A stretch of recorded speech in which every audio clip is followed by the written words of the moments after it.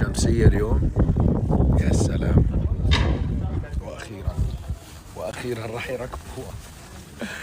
واخيرا اجوا يركبوها. اي والله السيارة لك فيقونا الصبح، شلت لهم السيارة الشمس والله العظيم عم شغلة شي 20 دقيقة لأطلع فيها من أول الشمس. أنا بدي آخذ السيارة اليوم. المشاريع اليوم راح ودي السيارة على الوكالة، وفي مكتب راح يجيب لي السيارة لمكان للوكيشن تبع الوكالة ليعملوا لها تغيير زيت وهي الأمور. ليك كيف هي أول مرة بتأخر عليها بتغيير الزيت، هي أول مرة هيك. السيارة مغبرة، رجاء تغيير الزيت. بس أكيد فيها ثواني بس. أوكي بس أكيد لا فيها شي 10% لسه الزيت. ثواني بس 7%. والله في 7% يا جماعة. بالعادة وقت تكون في شي بكون باقي 15-20% بكون أخذتها.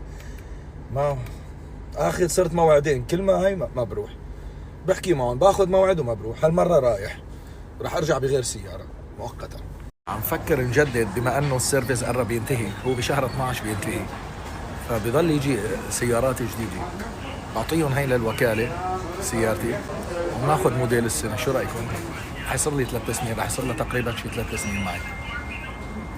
يا بدي مدد السيرفيس او نعطيهم اياها بناخذ الحديث، مع انه والله بحبها لسيارتي انا، والله بحبها. كل الوقت السيارة معي 3 سنين، ولا مرة ضربت بشيء او عملت الحمد لله او حوادث او كذا.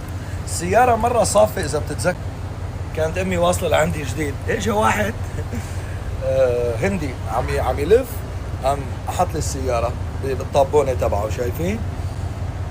طلعت هيك واقف حرام، كان عم يستناني، كان واقف تحت والله هو وعيلته قد ما انه اديب، واقف عم يستناني. وقت اللي جيت قال لي انا صار معي هيك، يعني ما انه مشي او كذا.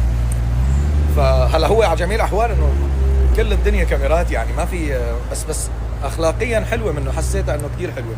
قلت له خلص تيسر روح قول يا رب، ما في اي مشكله. لو والله من وقتها انا ما ولا مره السياره انخدشت معي، يعني السياره تعتبر وكاله وعقيدهم هن كمان السيرفيس وكل شيء. ابدا بصير الوقت لاني بجيبها بتاخر لي اسبوع مثلا، بس عادي المهم بلحقها اول باول. فبمشي، ولو بمشي 20-25 ساعه فيها بسوق ما بخاف، بما انه عقيد الوكاله يعني دائما على السيرفيس وبيهتموا فيها وكل شيء. بس ما زال انا وجاي عم شوف نازل سيارات الجديده ال 25 كانه نزلت، شفتها من هونيك الشيء بتوقف القلب.